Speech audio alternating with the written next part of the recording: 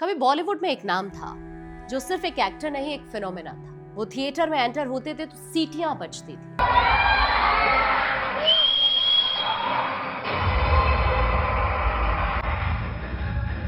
उनका dance step trend बन जाता था। जाऊंगा दूर लेके तुझे सबकी नजर से, तेरे बाप के डर से, तेरे बाप के डर से, तेरे बाप कॉमेडी, उनके एक्सप्रेशन, उनकी टाइमिंग, सब कुछ जनता को अपना लगता था। का मालिक जो है यहाँ पर बुलडोजर लेकर आया है हमारा ढाबा गिराने के लिए। अरे क्या बात करता है रे मुन्ना? अरे को तोरा ढाबा गिरा देगा? साला हम दिल्ली में सरकार नहीं गिरा दूंगा। बात करता है। अरे कौन अफसर है? फोन दे दे ससुरा के। हम फोन धरा रहे हैं मौसा जी, आप इनसे बात कीजिए। बात कीजिए भाई, आप बात कीजिए। नहीं। और आज वही सुपरस्टार छोटे छोटे इवेंट्स में दिखाई देते हैं। Local stage show, private functions, ऐसे मंच जहां कभी वो गेस्ट नहीं, मुख्य आकर्षण हुआ करते।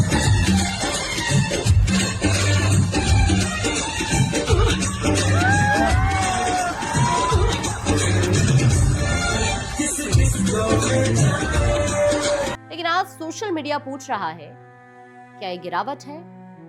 क्या ये मजबूरी है या ये समय की मार है? लेकिन क्वेश्चन ये है कि क्या ये सिर्फ प्रोफेशनल कॉल है या इसके पीछे पर्सनल लाइफ का तूफान भी छिपा है? 90s में गोविंदा सिर्फ एक हीरो नहीं थे, वो बॉक्स ऑफिस मशीन थे, डांस आइकन थे, कॉमेडी किंग थे। उनकी फिल्मों ने एक नया फॉर्मूला बनाया, मास प्लस म्यूजिक प्लस मस्ती। उनकी जोड़ी निर्देशक डेविड धवन के साथ इतनी सफल रही कि दोनों ने मिलकर कॉमेडी सिनेमा की एक नई परिभाषा को लिख दिया। राजा बाबू, कुली नंबर 1, हीरो नंबर 1, ये सिर्फ फिल्में नहीं थी, ये मिडिल क्लास इंडिया की खुशी थी। गोविंदा की खासियत पता है क्या थी? वो परफेक्ट नहीं थे, वो रिलेटेबल थे। सफलता कभी कभी इंसान को अजय महसूस कराती है और यही जगह होती है जहां से गिरावट शुरू होती है। गोविंदा के बारे में इंडस्ट्री में अक्सर ये बातें सामने आती रही। सेट पर वो देर से पहुंचते थे, शूटिंग कैंसिल हो जाती थी बहुत बार, अचानक से वो स्क्रिप्ट को बदल देते थे। जब फिल्म हिट होती रही ना, तब तक सब कुछ चलता रहा, लेकिन इंडस्ट्री बदल रही थी और अब सिर्फ टैलेंट नहीं, प्रोफेशनलिज्म भी जरूरी था। उसके बाद उन्होंने राजनीति ज्वाइन कर, तो लगा कि उनका प्रभाव और बढ़ जाएगा, लेकिन राजनीति ने वक्त लिया, ध्यान लिया और दूरी बना दी फिल्मों से। अब जब वो वापस लौटे तो इंडस्ट्री बहुत आगे बढ़ गई थी। अब एक नया दौर था, कंटेंट सिनेमा का, फिटनेस का, ब्रांड इमेज का। नई पीढ़ी के स्टार्स आ गए, स्क्रिप्ट ओरिएंटेड रोल्स मिलते हैं, जिम टोन बॉडी होती है, इंटरनेशनल स्टाइल होता है। गोविंदा की स्टाइल अब रेट्रो लगने लगी। हर स्टार की जिंदगी में कैमरे के पीछे की भी फिर एक दुनिया होती है और गोविंदा की उस दुनिया में भी कई तूफान आए। उनकी शादी सुनीता आहूजा से लंबे समय से रही, लेकिन समय समय पर मीडिया में कभी अलग रहने की खबरें चली, कभी रिश्तों में दूरी की खबरें चली, कभी तलाक की अफवाह उड़ी।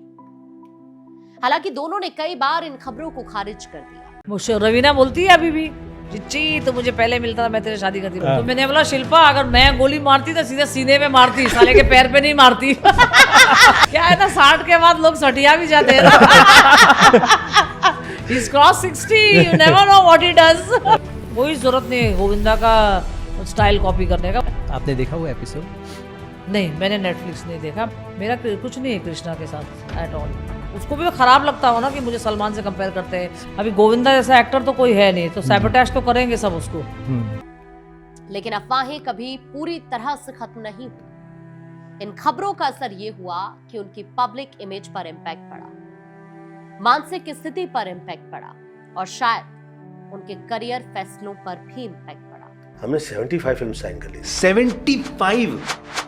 21 साल का था मैं। 75 फिल्में मुझे मिली, जिसमें से आदरणीय दिलीप साहब की ऐसी मुझ पे कृपा रही, हाँ। वो आए कहे गोविंद इसमें से 25 फिल्में छोड़ दे।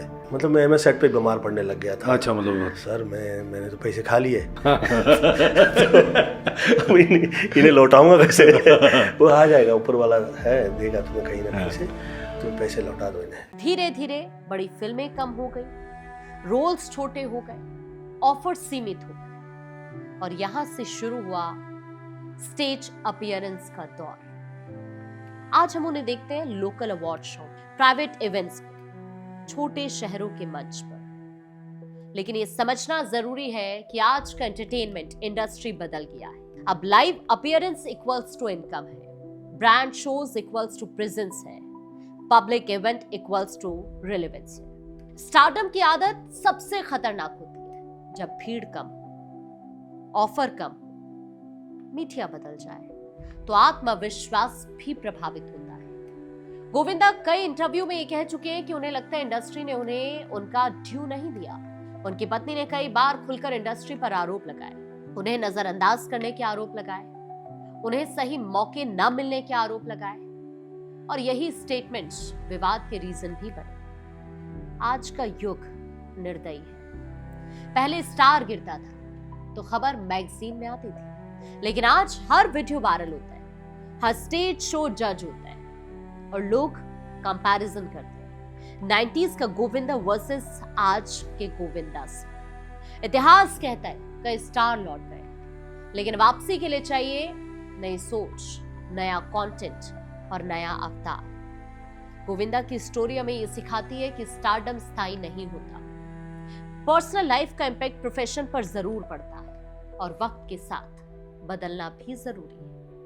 आज वो छोटे मंचों पर नजर आते हैं, लेकिन उनका इंपैक्ट अभी भी बड़ा है, क्योंकि स्टार वो नहीं जो सिर्फ चमके, स्टार वो है जिसकी रोशनी समय के बाद भी दिखाई।